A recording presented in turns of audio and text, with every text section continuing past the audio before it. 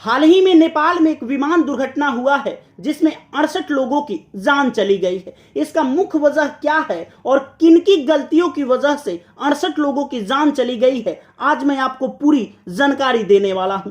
जिस विमान का दुर्घटना हुआ उस विमान का नाम है ATR-72। ATR-72 विमान का निर्माण करती है एयरबस और इटली के लियोनार्डो, दोनों के ज्वाइंट वेंचर से इसका निर्माण किया जाता है। ATR-72 यानी कि ATR जो 72 विमान है वो एती एयरलाइंस के तहत इसका संचालन किया जाता है। एती एयरलाइंस कभी भी नए विमानों का इस्तेमाल नहीं करती है, एती एयरलाइंस पुराने विमानों का ही इस्तेमाल करती है। अब ATR-72 जो विमान था वो काठमांडू के त्रिभुवन इंटरनेशनल एयरपोर्ट से चलता है पोखरा इंटरनेशनल एयरपोर्ट के लिए। दोनों की बीच की दूरी है 200 किलोमीटर। जो पोखरा इंटरनेशनल एयरपोर्ट है जहां पे विमान दुर्घटना हुआ, पोखरा इंटरनेशनल एयरपोर्ट का निर्माण चीन की सहायता से किया गया था। अब यहाँ सोचने की बात यह है कि जिस इंटरनेशनल एयरपोर्ट पे हादसा होता है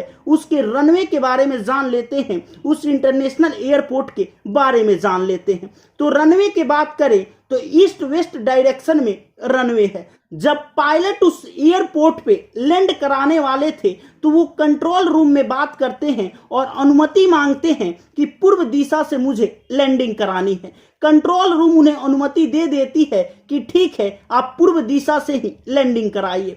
फिर कंफ्यूजन का शिकार होते हैं पायलट और कहते हैं कि नहीं, मुझे पश्चिम दिशा से लैंडिंग कराना है। कंट्रोल रूम उन्हें अनुमति देती है और कहती है कि ठीक है, पश्चिम दिशा से ही आप लैंडिंग कराइए। लेकिन 10 सेकंड पहले ही विमान दुर्घटनाग्रस्त हो जाता है। यहां सोचने की बात यह भी है, जो पोखरा इंटरनेशनल एयरपोर्ट है उसका उद्घाटन, उसका शुभारंभ 1 जनवरी 2023 को ही किया गया था। जब निर्माण हुआ था पोखरा इंटरनेशनल एयरपोर्ट का तो विशेषज्ञों ने चिंता जाहिर किया था, अपनी चिंता व्यक्त किए थे कि लैंडिंग के हिसाब से ये एयरपोर्ट सही नहीं है, दुर्घटना कभी भी हो सकता है। वे चिंता जाहिर किए थे कि पोखरा इंटरनेशनल एयरपोर्ट पर्वतीय इलाकों से घिरा हुआ क्षेत्र है, यहाँ पे मौसम कभी अनुकूल तो कभी प्रतिकूल होता है, इसीलिए लैंडिंग के हिसाब से ये एयरपोर्ट कभी भी सही नहीं है और कभी भी दुर्घटना ग्रसित हो सकता है प्लेन। जब दूसरी वो अपनी राय रखते हैं कि यहाँ पे जो हवा है वो कभी अनुकूल होता है तो कभी प्रतिकूल होता है, कभी भी दुर्घटना ग्रस्त हो सकता है प्लेन, इसीलिए ये एयरपोर्ट पोखरा इंटरनेशनल एयरपोर्ट लैंडिंग के हिसाब से सही नहीं है। पोखरा इंटरनेशनल एयरपोर्ट के आसपास बचेबा डूबा लैंडफील्ड है। बचेबा डूबा लैंडफील्ड यानी कि पक्षी और चिड़िया का गढ़ है, वहां पे पक्षी और चिड़िया काफी मात्रा में पाए जाते हैं।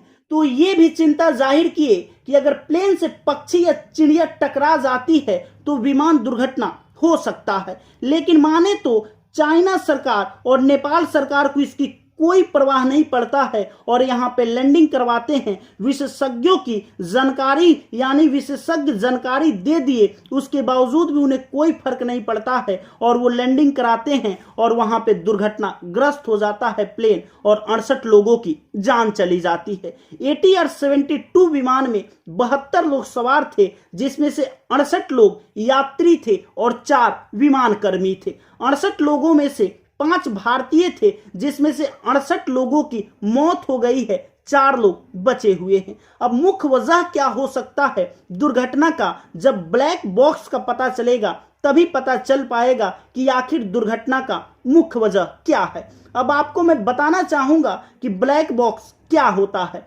तो ब्लैक बॉक्स प्लेन के पिछले हिस्से में लगा होता है।